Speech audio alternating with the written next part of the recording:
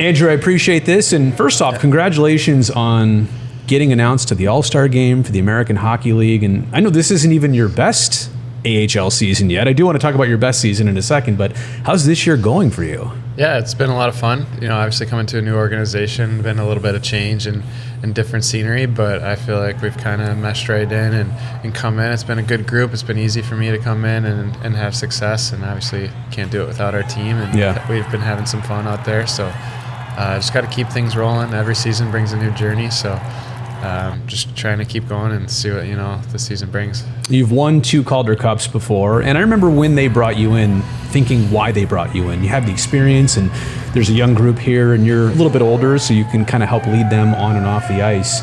But how has that part been beyond your individual success and that recognition? How about being a leader of this team and of this group from your perspective? How's that gone? Yeah, I mean it's good. I try not to be somebody I'm not. I always say just take it day by day. Be a good person, do the right thing, the cliche things. But if you try and live your life like that, and I think it rubs off on the younger guys. I'm not really a rah-rah guy in a locker room, like yelling a lot or anything like that. But, just try and do the right thing. Brought some of the younger guys over for dinner earlier in the season and, kind of show them how to cook some meals, stuff like that. But look at you, 31, right? Yeah, 31-year-old with those 22-year-olds, 21-year-olds. I was proud the other day. Colin Graff sent me a picture that he ordered. Now I'm gonna bring bone marrow. Oh wow, he's growing up. Look at him on the road. Yeah, because I made some for them when some of them came over. So I'm happy. They took something from it.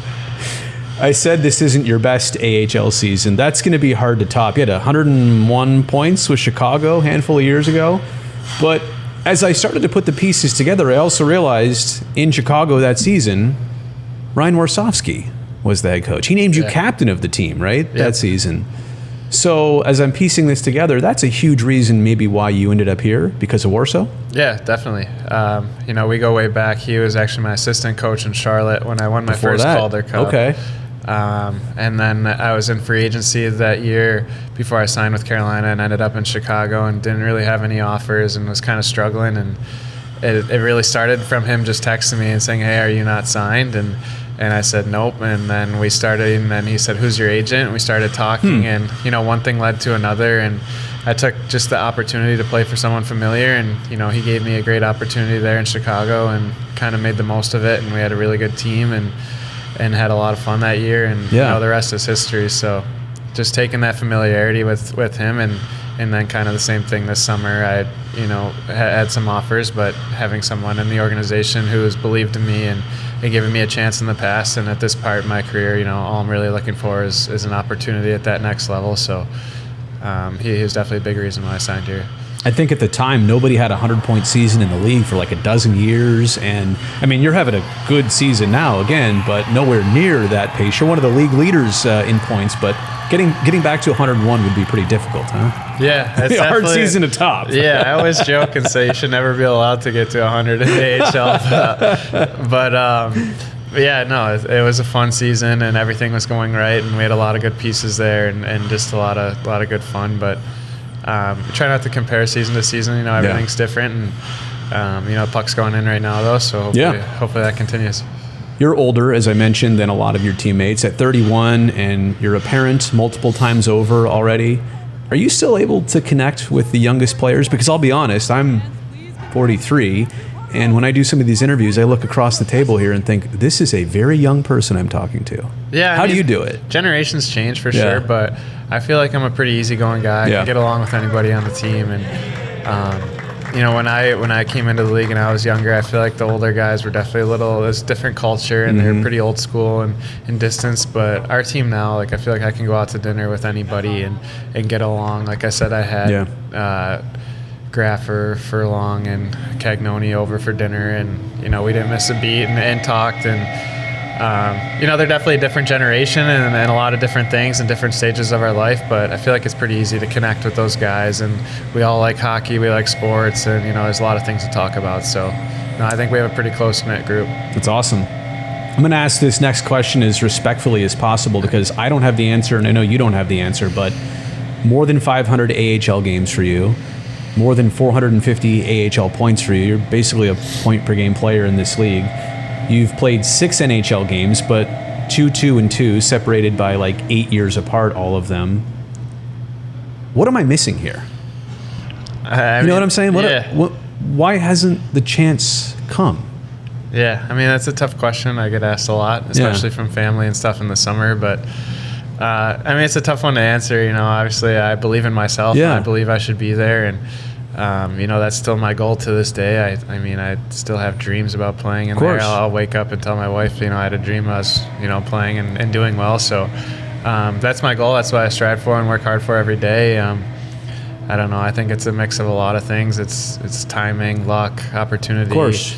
Not being drafted doesn't help, but you know, there's certainly guys who have made their case who haven't been drafted. So just got to keep bearing down, doing little things right, and hope for that opportunity. You know, you kind of got to hope for stuff to open up on the top club to even get a chance. Yeah. And, you know, some seasons it seems like teams have 10 call-ups, and other seasons teams have 0. So it's just a matter of timing and waiting for that chance, and then if it comes, making the most of it. I know he's new to you this season, but John McCarthy, your head coach, was kind of at a similar spot in his AHL career. Got a couple call-ups when he was with Worcester, here to San Jose, same thing as a Barracuda, also captain of the team. Has he ever talked to you maybe about sticking with it and maybe offered some support, or did you know that about him too? I didn't fully know that, no. We haven't talked too much about that, but I mean, he helps me, you know, brings me aside, shows me some video clips, some little things, and says, keep going, you're right there. You know, you're right on the verge of getting a call up, and a guy that, you know, can be relied on if you do get that chance. So just to stay with it and stay positive, and, you know, he's been a guy who's given me a good opportunity again this year to keep doing well. So I mean, I bring it up because he would know the situation as much as anybody. He kind of lived that too.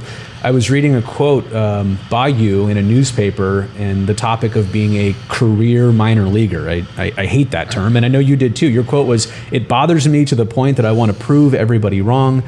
You have to use that motivation to keep going." Is that a chip I see on your shoulder right there? Yeah, for sure. It's a good one to have, right? Yeah, I mean, like you said, to play 500 games in this league and point per game player almost, and not get a chance. I think it's what keeps me up at night. It keeps me going in the summers. You know, it keeps me motivated to keep showing up. And I just think if I played my entire career and never got a full chance, you know, it would kind of drive me nuts to not know what could have been. But I'd hate to be one of those older guys, you know, down the road 30 years from now, I'll be like, oh, I could have played in the NHL and blah, blah, blah. And, you know, a lot of people could probably say that, but I feel like I have a pretty good case for myself. But I just got to keep going and, you know, keep proving people wrong and not let that label affect me. You know, I think the Barracuda are very happy to have you here, not just as a leader, but obviously being a point producer and a successful player on the ice as well, too. And the season has gone pretty well. I know the playoffs are in sight. From your perspective, and somebody who's won it all in the American League, how important would it be for this group specifically to get to the playoffs, for these young players to have a playoff series experience under their belt? I think it'd be huge. Not to bash them at all, but my Coachella team did pretty well against them the last 2 years. And then, you know, coming in, I've kind of heard just from the guys, you know, what it's been like the past few years. It wasn't fun. Yeah. You know, they had a lot of issues, a lot of things going wrong. So now have things going their way and to start bringing some positivity in the organization. And just, you know, if I'm a little part of that to help, it's been awesome and it's an honor. But, yeah, you know, playoff hockey is like nothing else. Even at the AHL, it's a lot of fun. Everything ramps up. And it really just brings out the best in the competitors. So I think, you know, the experience is invaluable to these guys, and I'd love to be a part of it and help them out. Well, I find your story inspirational. Obviously, getting to talk to you here, I'm fully rooting for you. I'm pulling for you to get, you know, a sustained chance somewhere. And I guess we'll just leave it with this. I mean, it's kind of a message by you, whether you're saying it or not. Just don't give up, right? I mean, that's a good life lesson, hockey or not, for you to kind of be setting that example. Yeah, I mean, you never know what's going to happen, and I feel like I can write my own story here, and I'd love to score my first NHL goal at 31. I think that'd be pretty cool and inspiring, and who knows, maybe it's not just one, and we'll see what the story unfolds. I'm going to keep my eye on all the roster moves for the rest of this season, but Andrew, congrats on the All-Star game and the way this season is going, and hopefully that chance comes sooner than later. Thanks for doing this. Yeah, thank you so much. Appreciate it.